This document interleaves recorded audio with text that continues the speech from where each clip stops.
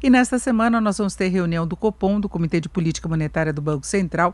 O mercado formou quase um consenso aí nas últimas semanas quanto à manutenção da Selic em 2% ao ano nesta reunião. Na reunião anterior, o Banco Central tinha sinalizado a possibilidade de algum corte adicional, mas que seria estudado, analisado com muito mais cautela, dadas as condições. Eles queriam mais informações ou uma maior segurança quanto às projeções de inflação. Há uma preocupação também com o ajuste fiscal, com tudo que a gente tem falado muito sobre as dificuldades de o governo estabelecer um programa em relação às contas públicas, porque muita coisa tende a acontecer, projetos que estão em andamento, tentativa de recriação de programa social, de ampliação do Bolsa Família, as despesas que aumentaram demais, o que tem repercussão na evolução da dívida pública, que também avançou muito, é um ponto de incerteza, e o Banco Central sempre tem colocado essa questão como uma das prioridades na definição da futura política de juros, né?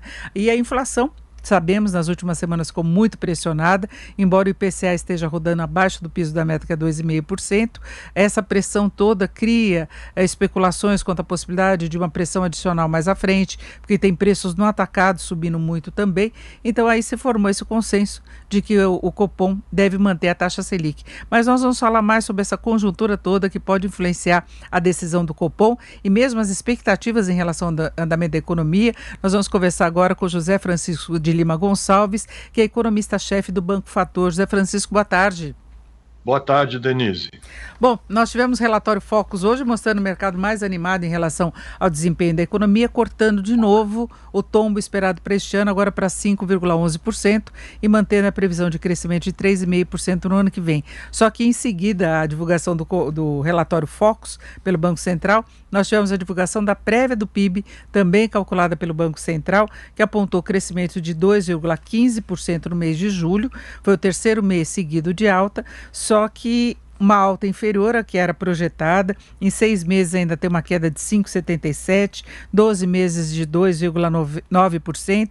Zé Francisco, como é que você avalia, começando aí pelo desempenho da economia, o que a gente leva mais em conta? Indicadores mais recentes, esse BCBR que jogou um pouco de água fria? Olha, Denise, é uma situação inédita. Então, a gente vai se surpreendendo para um lado ou para o outro na medida em que saem esses indicadores, vamos dizer, mensais, né? Esses mais robustos, que são as pesquisas do IBGE e essa estimativa do Banco Central. O ponto é que o que está acontecendo são ritmos muito diferentes de recuperação entre os vários setores da economia. Então a gente está aprendendo um pouco com isso e ajustando a cada mês a expectativa para o conjunto da atividade econômica. Aí se você pega, por exemplo, a forte recuperação do comércio de um lado e a recuperação muito ruim do setor de serviços, e lembra que o setor de serviços é 65% do PIB, você tende a rever, né, as tuas expectativas, neste caso, um pouco para pior, a partir dos resultados da semana passada. Então, o que o Focus dá a cada segunda-feira é o que foi registrado até a sexta-feira anterior, ou seja, é difícil dizer o que já está naquela conta, né? Se foi possível atualizar. Nós estamos com um problema aí no contato com o José Francisco, vamos retomar para a gente poder entender direitinho o que ele estava falando. Ele ressaltava o peso que serviços têm na atividade econômica de um modo geral, não é? Houve uma certa frustração na sexta passada com o balanço do IBGE que saiu, na véspera saíram os dados do comércio com uma aceleração forte, depois serviços que vieram aí com uma frustração aí, pelo menos em ritmo de retomada. José Francisco, por favor, complete aí, nós tivemos um problema aí no contato. Tá, então o ponto é esse, é que está muito difícil errar pouco, né? Então esse número de hoje é uma surpresa, eu acho que é um alerta importante para quem olha a recuperação no comércio como representativa do conjunto da economia, né? Eu estava cotejando com serviços, que é de fato a maior parte da atividade econômica, e essa recuperação de serviços está muito ruim, né? Aliás, ela melhorou em junho e piorou em julho, né? Ou seja, é uma recuperação muito complicada. Você tem uma série de fatos esperados quando você sai do distanciamento social, quando você sai da quarentena, vamos dizer, mas você tem coisas que claramente são pontuais, né? E aí eu acho que a ênfase tem que ser dada ao tema da transferência de renda do programa emergencial do governo. Quer dizer, está mais do que claro que isso foi muito importante, esse dinheiro na recuperação da atividade econômica, principalmente no consumo das famílias, mas não nos serviços, tá? Ou seja, na medida em que esse programa é cortado pela metade daqui para o fim do ano e muito provavelmente extinto no ano que vem, você vai tirar um componente dessa recuperação que é bastante importante, né? E aí o meu ponto de preocupação é o seguinte: se eu sou um empresário, um executivo que vai decidir o que produzir para o ano que vem, eu vou ser muito cauteloso, porque eu sei que vai faltar um pedaço da renda das famílias que foi garantida esse ano pelo programa de emergência do governo.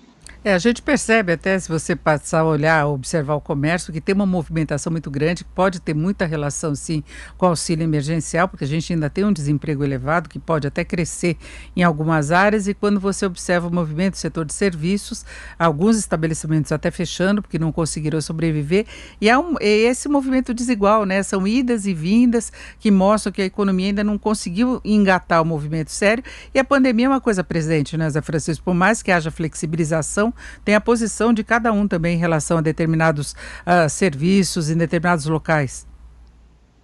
Exatamente. Essa incerteza enorme, ela ainda permeia o comportamento de muita gente. Basta ver a gente aqui em casa, trabalhando de casa, porque realmente o risco ainda é bastante elevado.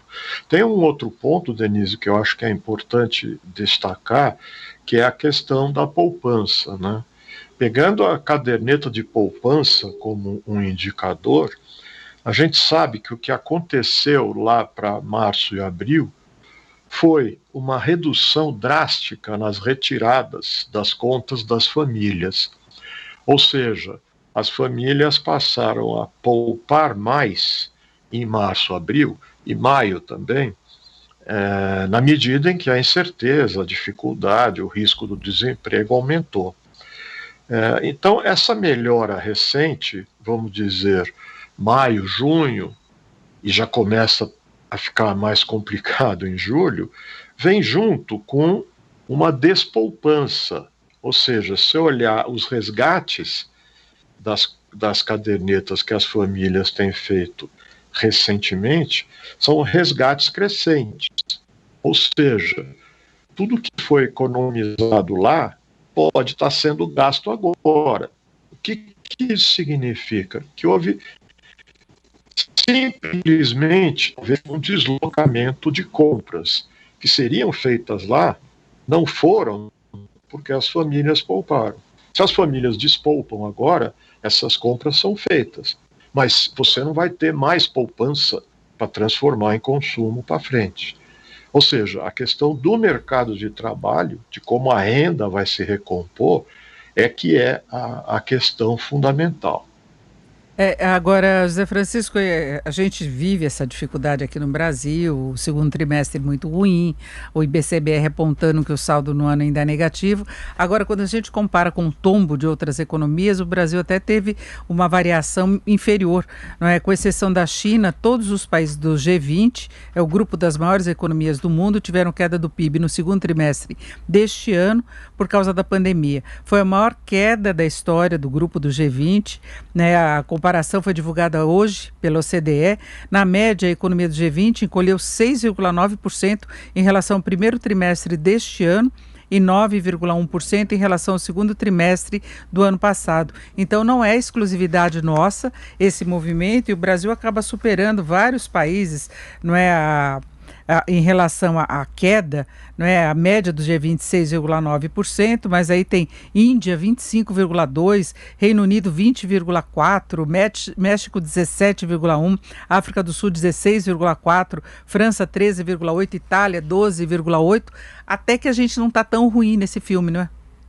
Não, não, nesse comparativo, não. A pandemia é pandemia por isso, né? Ela pega o mundo inteiro e aí afeta mais ou menos dependendo de, vamos dizer, particularidades de cada caso.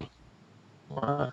O ponto é que é ruim para todo mundo, e o pior, que eu acho que é importante a gente lembrar também, que às vezes a gente esquece, que não só o Brasil, mas a economia mundial vinha na virada do ano num processo claro de desaceleração.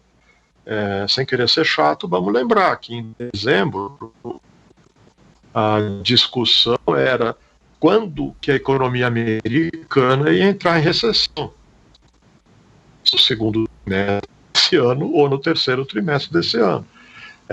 Era vamos dizer, a grande discussão quando se olhava para a atividade econômica.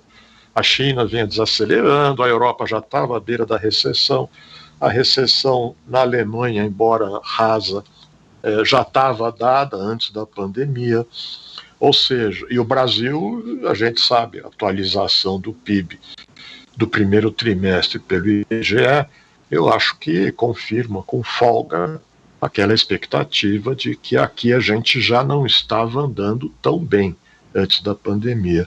Resumo da ópera, Denise, é muito provável que, passados os efeitos da pandemia, por hipótese, a gente volta para um mundo que não é lá uma maravilha de crescimento, né? É óbvio, ninguém vai ter saudade da pandemia, mas voltar ao que era antes é bastante modesto, bastante acanhado, principalmente pelo ritmo de saída eficaz que também são do mundo inteiro. Né? Voltamos a ter problemas aí no contato com o José Francisco de Lima Gonçalves, que é economista-chefe do Banco Fator. Eu já agradeço a participação do José Francisco, que analisava os números que foram divulgados hoje, BCBR, que é a prévia do PIB, calculado pelo Banco Central, e também o relatório Focus, que mostrou um otimismo maior do mercado financeiro em relação ao tamanho do tombo da economia este ano, só que o BCBR apontou que ainda tem uma dificuldade para um crescimento aí mais por igual nos setores e um crescimento que leve o país a superar o que foi perdido anteriormente. Então estamos em crescimento, estamos em recuperação, só que tem uma ansiedade aí pela aceleração desse crescimento.